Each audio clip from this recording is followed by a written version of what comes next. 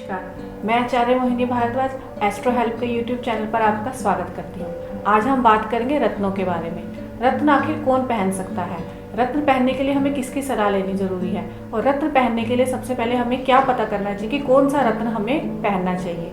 रत्न हम किसी अच्छे ज्योतिष से सलाह लेकर ही पहन सकते हैं, नहीं तो कोई भी गलत सलाह के कारण अगर रत्न हमें पहन लिया तो वो हमें नुकसान भी पहुंचा सकता है, क्योंकि एक रत्न में एक अद्भुत शक्ति होती है और इतनी ताकत होती है कि आपको अर्श से फर्श पर भी पहुंचा सकता है और फर्श से फिर से अर्श पर लेकर जाएगा।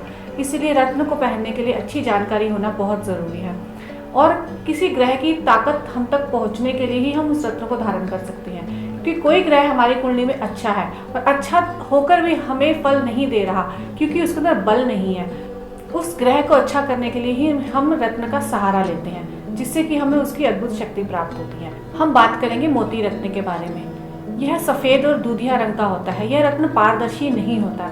यह रत्न हम चंद्रमा को बल देने के लिए पहनते हैं। मोती एक प्राकृतिक रत्न है। स्वाति नक्षत्र में एक बूंद सीप में गिरती है जिससे कि मोती बनता है। इसको पहनने से कैल्शियम कार्बोनेट को शक्ति मिलती है, जिससे हमारे ब्रेन सेल्स एक्टिव होते हैं और हमारे न्यूरो सिस्टम में ताकत आती है, जिससे हमारे शरीर व मस्तिष्क को शांति मिलती है। हमारे मन में कई बार ऐसा पागलपन आ जाता है कि हम अकेले में ही बैठ के रोने लगते हैं। किसी की कही भी बात हमें इतनी परेशान करती है कि हम सोचते हैं कि आखिर हमें क्यों ऐसा हो रहा है। हम डिप्रेशन में चले जाते हैं और एकांत में जाके अकेलापन महसूस होते हैं। कई बार तो मरने तक के ख्याल हमारे अंदर आ जाते हैं। इसका कारण है कि चंद्रमा हमारी कुंडली में बहुत ही कमजोर है, क्योंकि चंद्रमा मन का कारक है और मोती चंद्रमा को बल देने के लिए ही पहना जाता है।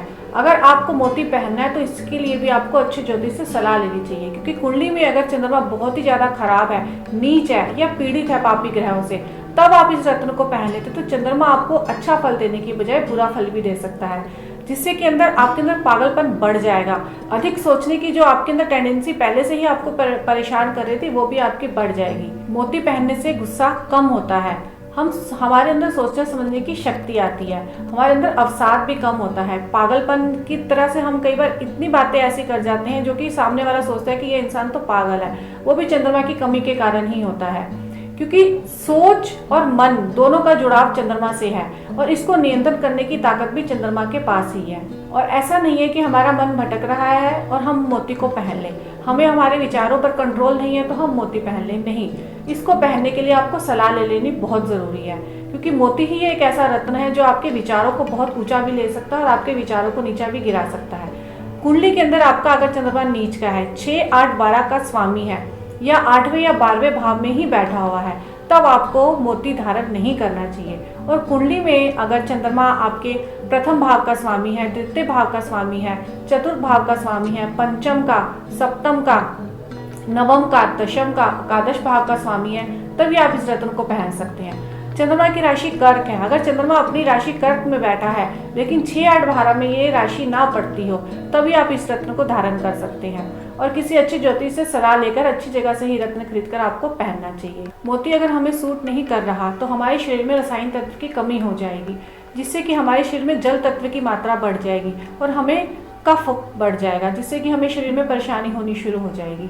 इसीलिए इस रत्न को पहनने से पहले अपनी कुंडली को अच्छी जगह से दिखा दें, क्योंकि नकारात्मक को दूर करने के लिए आप ये रत्न पहन तो रहे हैं, लेकिन ये भी ध्यान रखिएगा कि ये रत्न आपको फायदा भी पहुंचा रहा है या नहीं पहुंचा रहा। कुंडली में चंद्रमा के कारक को बलवान करने के लिए हम इस मोती रत्न को धारण करते हैं। इसी के साथ हम अपने इस विषय को यहीं पर समाप्त करते हैं। अगर आपको भी कोई रत्न खरीदना है तो आप एस्ट्रो विधि की वेबसाइट से कॉन्टैक्ट कर सकते हैं। यहाँ पर आपको सही ज्योतिषीय सलाह भी मिलेगी और सही ज्योतिष सलाह के साथ आपको प्राण प्रतिष्ठित रत्न भी मिलेंगे, जिसको पहनने से आपको जरूर फायदा होगा। अब अपनी वीडियो को हम यहीं पर समाप्त करते हैं।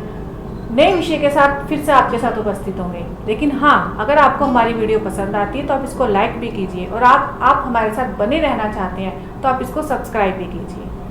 नमस्कार।